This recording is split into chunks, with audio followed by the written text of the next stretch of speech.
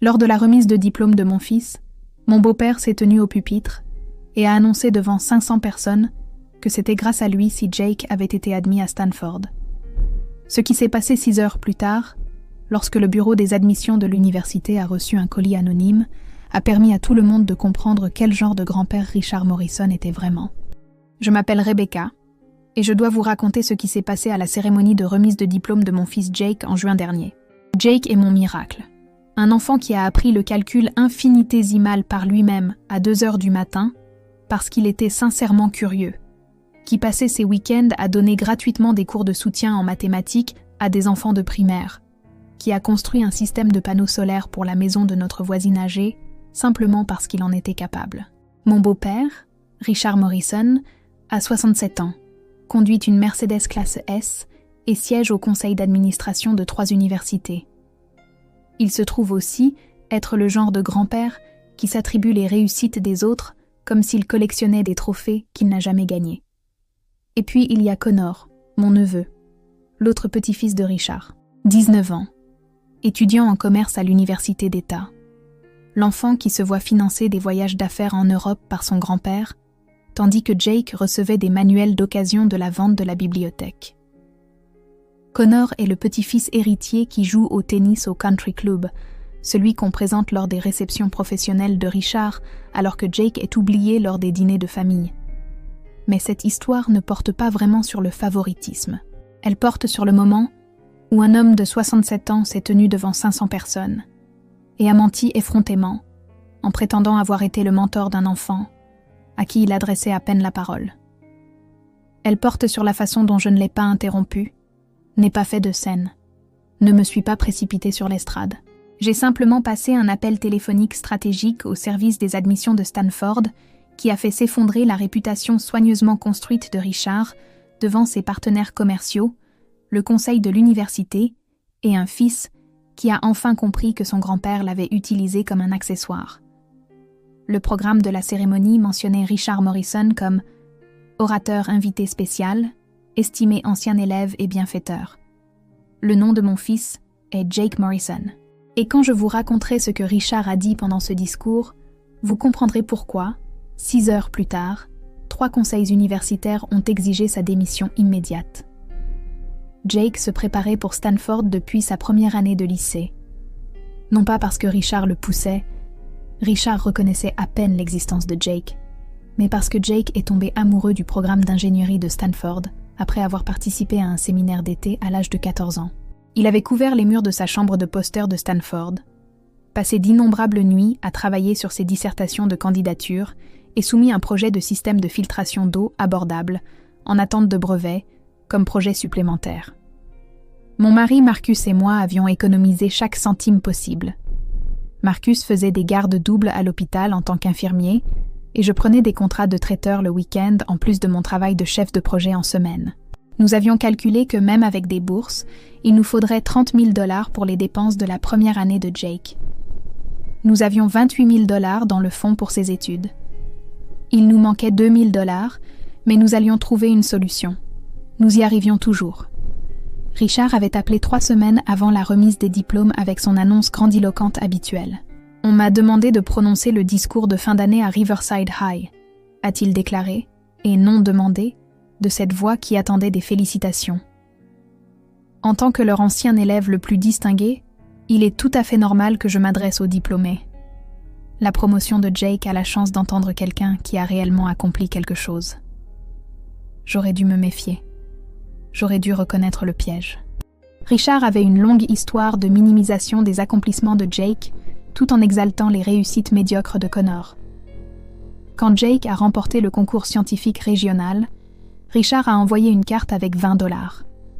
Quand Connor a obtenu un C+ en économie, Richard l'a emmené à New York pour un week-end d'éducation commerciale, qui a coûté des milliers de dollars. Quand Jake a été admis en avance à Stanford avec une bourse partielle au mérite, le seul commentaire de Richard a été « Stanford accepte des milliers d'étudiants chaque année. Ce n'est pas si spécial. » Quand Connor est entré à l'université d'État, une école tout à fait correcte qui accepte 70% des candidats, Richard a organisé une fête à son country club et a offert à Connor une nouvelle BMW. Il part d'une bonne intention, disait toujours Marcus, essayant de maintenir la paix familiale. Papa est juste vieux jeu sur ce à quoi ressemble la réussite. Il ne comprend pas la technologie ou l'ingénierie. C'est un homme d'affaires. Mais le père de Richard, l'arrière-grand-père de Jake, Walter, avait été un ingénieur qui avait breveté des dispositifs médicaux. Walter est mort quand Jake avait 6 ans, mais je me souvenais comment les yeux de Walter s'illuminaient quand Jake lui montrait des dessins d'invention au crayon. « Ce garçon a le don », m'avait chuchoté Walter une fois. « Ne laissez personne lui dire qu'il est moins qu'extraordinaire. » Le matin de la remise des diplômes, Jake s'est réveillé à 5 heures pour vérifier une dernière fois son portail de bourse. Stanford lui avait accordé une subvention supplémentaire de $5 000 pour son projet de filtration d'eau, portant son aide financière totale à $45 000 par an.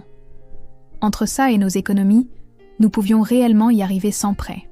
« Maman, je vais vraiment pouvoir y aller », a-t-il dit, la voix brisée par l'émotion, alors qu'il se tenait dans l'embrasure de la porte de la cuisine en pyjama, son ordinateur portable ouvert dans les mains. « C'est réel. Je vais à Stanford. » Marcus l'a serré dans ses bras pendant que je préparais des pancakes de célébration à 5h30 du matin. Tous en pyjama, dansant dans la cuisine comme si nous avions gagné à la loterie. D'une certaine manière, c'était le cas.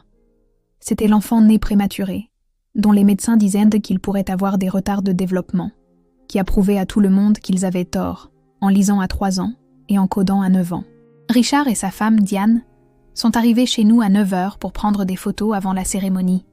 Un geste rare qui semblait suspicieusement généreux. Richard portait son coûteux costume bleu marine, celui qu'il réservait aux réunions du conseil d'administration. Diane portait son sac à main de créateur et son expression permanente de légère déception, comme si notre maison de banlieue de classe moyenne l'offensait personnellement. « Où sont ta toque et ta toge, Jake ?» a demandé Richard, regardant à peine son petit-fils. « Déjà dans la voiture, grand-père.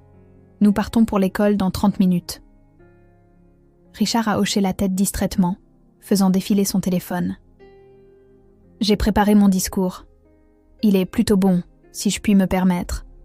Le conseil scolaire était ravi quand j'ai proposé de parler. »« C'est gentil, papa, » a dit Marcus diplomatiquement, ajustant sa cravate dans le miroir du couloir. « Je suis sûre que les enfants apprécieront de t'entendre. » La cérémonie a commencé à 11h dans le stade de football.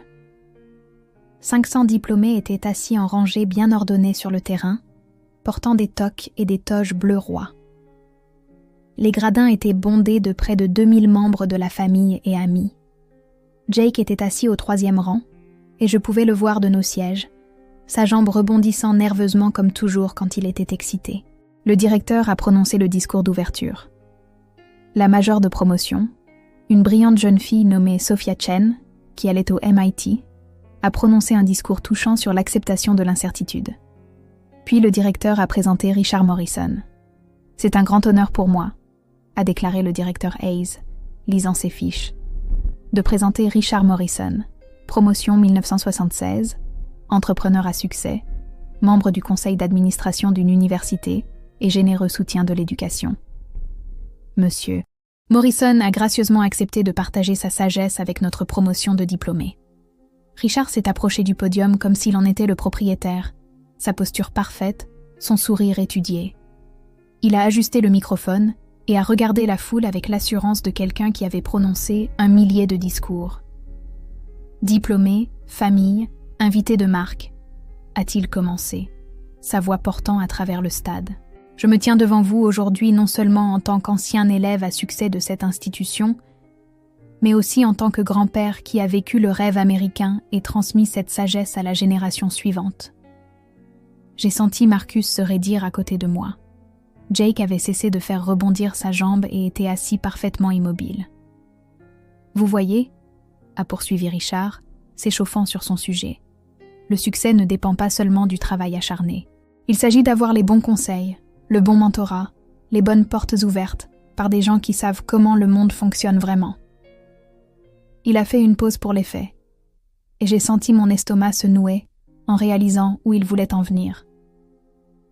Mon petit-fils Jake Morrison est assis parmi vous aujourd'hui, sur le point de fréquenter l'université de Stanford à l'automne, Et je veux vous raconter comment cela s'est produit, car c'est une leçon sur l'importance de l'héritage familial et du bon réseautage. La tête de Jake s'est légèrement tournée, la confusion visible même à 50 mètres de distance. « Jake est un garçon intelligent », a dit Richard, sur un ton condescendant qui m'a fait grincer des dents. Mais les garçons intelligents sont courants. Ce qui a fait la différence, c'est mon intervention personnelle auprès du conseil des admissions de Stanford. Vous voyez, je suis donateur à Stanford depuis 30 ans. Quand la candidature de Jake est arrivée sur leur bureau, j'ai passé quelques appels. J'ai eu quelques déjeuners avec les bonnes personnes. J'ai clairement indiqué que la famille Morrison prend soin des institutions qui prennent soin des petits-enfants Morrison. Les murmures ont commencé immédiatement. Les parents se regardaient. Certains étudiants ont sorti leur téléphone. Jake était assis, figé sur son siège. J'ai écrit une lettre de recommandation, a poursuivi Richard, complètement inconscient du changement d'ambiance, détaillant mon mentorat de Jake tout au long de ses années de lycée. Les innombrables heures que j'ai passées à examiner ses projets, à guider ses choix académiques, à le façonner pour en faire un candidat pour Stanford. C'est ce qui l'a fait entrer. Pas seulement ses notes. Beaucoup d'enfants ont de bonnes notes, mais le nom Morrison et mon investissement personnel dans son avenir. Marcus m'a serré la main si fort que ça m'a fait mal. Diane avait sorti un miroir de poche et se remettait du rouge à lèvres comme si c'était parfaitement normal. Donc, mon conseil pour vous, les diplômés, est le suivant. Ce n'est pas seulement ce que vous savez, c'est qui vous connaît. Trouvez-vous un mentor avec des relations. Mieux encore, naissez dans la bonne famille. Il a ri de sa propre blague. Quelques rires gênés ont résonné dans la foule, mais surtout le silence. Le projet de filtration d'eau de Jake? Richard a agité la main avec dédain. Un passe-temps sympathique. Mais ce qui comptait vraiment, c'était ma conversation de 40 minutes avec le doyen Phillips à Stanford, expliquant pourquoi mon petit-fils méritait une considération spéciale. C'est comme ça que le monde fonctionne. C'est comme ça qu'on réussit. Je ne me suis pas levée. Je n'ai pas crié. Je n'ai pas fait de scène devant 2000 personnes, regardant le moment spécial de Jake être volé par un menteur narcissique. J'ai simplement sorti mon téléphone et envoyé un SMS à mon amie d'université Jennifer, qui travaillait par hasard au département de développement et d'éthique des admissions de Stanford. Urgence. Richard Morrison vient de prétendre publiquement qu'il a acheté l'admission de Jake. Enregistrement en cours. Ce n'est pas ce qui s'est passé. Jake l'a mérité à 100%. Richard ment. Peux-tu faire remonter l'information? Sa réponse est arrivée en quelques secondes. Je m'en occupe. C'est une violation massive de nos politiques d'éthique. J'enregistre le direct maintenant. Richard a terminé son discours sous des applaudissements polis mais confus et est retourné à son siège dans la section VIP, comme s'il venait de prononcer le discours de Gettysburg. Jake a assisté au reste de la cérémonie en état de choc visible, réagissant à peine lorsqu'on a appelé son nom pour recevoir son diplôme. Après la cérémonie, les familles ont envahi le terrain pour des photos. Jake nous a trouvés immédiatement, le visage pâle. « Maman. » De quoi parlait grand-père? Il ne m'a jamais servi de mentor. Il m'a à peine parlé depuis 4 ans. Il ne m'a pas écrit de lettres de recommandation. Toi et papa avez écrit des lettres. Et monsieur Patterson de mon stage en a écrit une, et le professeur Kim du programme d'été en a écrit une. Grand-père n'a rien écrit. Je sais, mon chéri.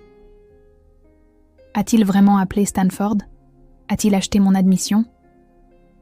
La voix de Jake s'est brisée. Maman, est-ce que je l'ai mérité ou non? Marcus est intervenu, posant ses mains sur les épaules de Jake. Fils, tu as mérité chaque parcelle de cela. Ton grand-père ment. Nous devons rentrer à la maison et tirer ça au clair. Richard est apparu avec Diane. Connor traînant derrière eux, l'air mal à l'aise. Excellente cérémonie, a claironné Richard. Jake, c'était tout un moment, n'est-ce pas? On se souviendra du discours de ton grand-père pendant des années. Pourquoi as-tu dit ces choses? A demandé Jake doucement. Pourquoi as-tu menti? Le sourire de Richard a vacillé. Menti? Je n'ai pas menti. J'ai soutenu ton éducation. Mais tu ne l'as pas fait. Tu n'as jamais examiné mes projets. Tu n'as jamais guidé mes choix académiques. Tu n'as pas écrit de lettre de recommandation. Je ne t'ai même pas mentionné comme référence dans ma candidature. Eh bien, j'ai travaillé en coulisses, a dit Richard, son ton devenant défensif. C'est comme ça que ces choses se font. Tu ne comprendrais pas la complexité des admissions universitaires.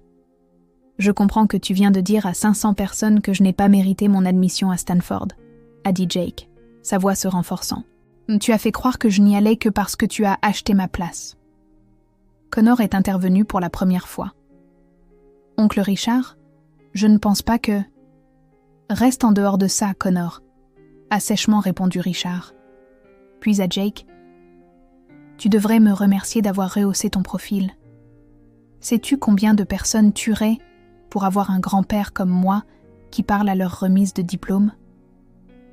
Je me suis avancée, gardant ma voix calme. Richard, nous devons parler en privé, maintenant. Nous nous sommes déplacés vers un coin tranquille près des stands de concession. Marcus est resté avec Jake, tandis que Diane s'est éloignée pour discuter avec les femmes des autres membres du conseil. Richard, tu dois publier une correction publique, ai-je dit fermement. Tu dois envoyer un email à l'école, leur dire que tu t'es mal exprimé, clarifier que Jake a obtenu son admission de manière indépendante. Je ne ferai rien de tel. Ce discours était parfait. Il a souligné l'importance des relations familiales. C'était un mensonge. Et pire, cela a nui à la réputation de Jake. Les gens pensent maintenant qu'il n'a pas mérité Stanford par son propre mérite. Il ne l'a pas mérité, a dit Richard. Et voilà, la vérité qu'il avait contournée. Stanford accepte les admissions héritées et les étudiants liés aux donateurs. C'est la réalité. Jake est un garçon intelligent, mais il n'a pas le niveau pour Stanford sans aide. Il avait une moyenne de 4,7 GPA, des scores SAT parfaits et une invention en attente de brevet. Il avait le niveau pour Stanford sans l'aide de personne. Richard a ri, il a vraiment ri. Rebecca, tu es naïve. Sais-tu combien d'enfants ont des scores parfaits? Jake avait besoin d'un avantage.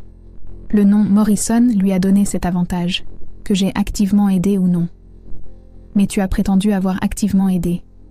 Tu as prétendu avoir été son mentor. Tu as prétendu avoir passé des appels et écrit des lettres. C'était des mensonges. C'était des embellissements stratégiques, pour son bien. C'étaient des mensonges qui l'ont fait passer pour un imposteur. Nous avons été interrompus par le directeur Hayes, qui s'est approché avec une expression préoccupée. « Madame Morrison, je dois vous parler, ainsi qu'à votre mari. Nous avons reçu des appels inquiétants concernant le discours de Monsieur Morrison. » La confiance de Richard a légèrement vacillé. Des appels inquiétants? De qui? Plusieurs parents se demandent si le discours était approprié. Et le directeur Hayes avait l'air mal à l'aise. Nous avons reçu un appel du département d'éthique de l'université de Stanford. Ils veulent parler à Jake et examiner son dossier d'admission. Ils ont mentionné quelque chose à propos d'une enquête sur des allégations de fraude à l'admission. Le visage de Richard est devenu blanc. C'est absurde.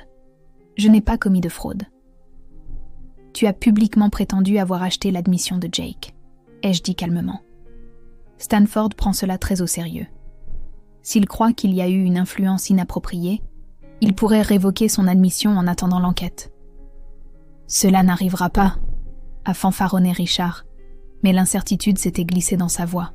Mon téléphone a vibré avec un SMS de Jennifer. Réunion du conseil d'administration convoquée pour lundi 9h. Le statut de Richard en tant que donateur universitaire et membre du conseil est en cours d'examen. Son discours viole nos politiques sur les conflits d'intérêts et la conduite éthique. L'admission de Jake est sécurisée. Son dossier ne montre aucune influence de donateur, une acceptation purement au mérite. Mais nous avons besoin de déclarations officielles de tout le monde. Les 6 heures suivantes ont été chaotiques. À 15 heures, les nouvelles locales avaient repris l'histoire. Un membre du conseil d'administration d'une université prétend avoir influencé l'admission de son petit-fils à Stanford. À 17 heures, Stanford avait publié une déclaration préliminaire indiquant qu'il enquêtait sur des allégations d'irrégularité dans les admissions et avait mis en examen le poste de Richard Morrison au conseil d'administration. À 18 heures, Richard a reçu des appels de 3 conseils universitaires différents demandant sa démission immédiate en attendant les enquêtes éthiques. Mais le véritable tournant est arrivé à 17h47, lorsque le téléphone de Jake a sonné. C'était le doyen Phillips de Stanford, le même doyen que Richard avait mentionné dans son discours. Jake a mis le haut-parleur, les mains tremblantes. « Jake, ici le doyen Phillips de Stanford. Je veux être absolument clair sur quelque chose. Je n'ai jamais parlé à votre grand-père de votre admission. Pas une seule fois. Je ne savais même pas que vous étiez son petit-fils jusqu'à aujourd'hui. » Les yeux de Jake se sont remplis de larmes. « Alors il mentait ? » ?»« Oui. Et je veux que vous sachiez que votre admission était entièrement basée sur votre mérite académique, votre projet exceptionnel de filtration d'eau et les lettres de recommandation exceptionnelles de vos vrais mentors. Votre dossier a été signalé pour une considération honorifique par notre faculté d'ingénierie avant même d'atteindre le comité des admissions. Vous avez gagné votre place ici, Jake. Chaque parcelle. « Merci », a murmuré Jake. « J'avais besoin d'entendre ça. Je veux aussi que vous sachiez que le comportement de votre grand-père a gravement violé les politiques d'éthique de l'université. Il a fait de fausses déclarations sur l'influence des admissions, ce qui aurait pu compromettre votre admission si nous n'avions pas de documentation claire prouvant que ces affirmations étaient impossibles. Nous prenons cela très au sérieux. » Après la fin de l'appel, Jake s'est assis sur le canapé et a pleuré. Pas des larmes de tristesse, mais la libération de 6 heures de pensée où il croyait que sa réussite lui avait été volée. Marcus et moi l'avons tenu dans nos bras pendant qu'il digérait tout. « Il a fait croire à tout le monde que je suis un imposteur, » a dit Jake. Mes camarades de classe, mes professeurs, tout le monde l'a entendu dire que je ne l'avais pas vraiment mérité. Mais maintenant, Stanford a clairement indiqué que tu l'avais mérité, a dit Marcus fermement. Et il s'assure que tout le monde le sache. Le lundi matin, l'histoire était devenue virale localement. Le discours de remise de diplôme d'un grand-père se retourne contre lui. Un donateur universitaire démis de 3 conseils d'administration après de fausses déclarations. La déclaration complète de Stanford était détaillée et accablante, clarifiant que l'admission de Jake Morrison était entièrement basée sur le mérite, avec une influence de donateur nul, et que les affirmations de Richard Morrison étaient complètement fabriquées et faisaient l'objet d'une enquête pour fraude potentielle. Richard a appelé Marcus le mardi matin, la voix tendue. Cela a pris des proportions démesurées. J'essayais de célébrer la réussite de Jake. En prétendant que c'était la tienne ? A rétorqué Marcus. En disant à tout le monde qu'il ne va à Stanford que parce que tu as tiré les ficelles ? En quoi est-ce le célébrer ? Je lui ai donné de la crédibilité. Le nom Morrison signifie quelque chose. Le nom de Jake signifie quelque chose maintenant, son propre nom, à cause de ce qu'il a accompli. Et tu as essayé de lui voler ça. L'appel le plus surprenant est venu de Connor le même après-midi. Il a demandé à voir Jake pour un café. J'ai réfléchi à ce que grand-père a fait, a dit Connor, remuant nerveusement son latte. Et j'ai réalisé qu'il me l'a fait à moi aussi. Différemment, mais pareil. Chaque emploi que j'obtiens, chaque opportunité, il dit à tout le monde que c'est grâce à ses relations. J'ai eu mon stage l'été dernier dans l'entreprise de son ami, et il dit à tout le monde que j'y travaille parce qu'il l'a fait arriver. Il ne nous laisse être nous-mêmes, ni l'un ni l'autre. Jake a hoché la tête lentement. Au moins, les gens croient en tes accomplissements. Maintenant, tout le monde pense que je suis un imposteur. Mais tu ne l'es pas. Cette déclaration de Stanford était incroyable. Ils ont pratiquement dit que tu étais leur premier choix, même sans savoir pour grand-père. C'est énorme, Jake. Pendant ce temps, je ne sais même pas si j'ai mérité mon stage ou si je suis juste là à cause de son nom. Ils ont parlé pendant 2 heures, 2 cousins réalisant qu'ils avaient tous deux été manipulés différemment par le même homme. Jake par la négligence et le dédain, Connor par un statut élevé forcé qu'aucun d'eux n'avait demandé. Richard et Diane ne sont pas venus à notre maison pour la fête de remise de diplôme de Jake le week-end suivant. Richard a envoyé une carte avec un chèque de $500 et un mot qui disait « Pour les frais de scolarité, meilleurs vœux pour tes projets futurs. » Pas « Je suis désolée ». Pas « J'avais tort ». Juste un adieu transactionnel. Jake a déposé le chèque et l'a donné à un fonds de bourse d'études pour les étudiants défavorisés intéressés par l'ingénierie. Le vrai cadeau est arrivé 2 semaines plus tard. Le département d'ingénierie de Stanford, après avoir examiné en détail le projet de filtration d'eau de Jake suite à la controverse, lui a offert une place dans leur programme de recherche de première année, quelque chose habituellement réservé aux étudiants de 2e année, et une subvention de recherche supplémentaire de $10 000.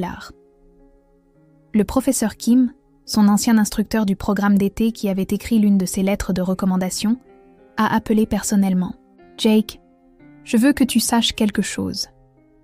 Quand j'ai écrit ta lettre, je t'ai qualifié de l'un des esprits d'ingénierie les plus naturellement doués que j'ai rencontrés en 20 ans d'enseignement. Je pensais chaque mot. Les mensonges de ton grand-père ne changent pas ce que tu es. Exceptionnel. » Jake a appris quelque chose de crucial ce jour-là à la remise des diplômes, quelque chose de plus précieux que n'importe quel fonds fiduciaire ou lien familial. Il a appris que la véritable réussite ne peut pas être volée par les mensonges de quelqu'un d'autre. La vérité a une façon de faire surface, et quand elle le fait, les personnes qui ont mérité leur succès se tiennent plus droites, tandis que les personnes qui ont menti à ce sujet tombent plus durement.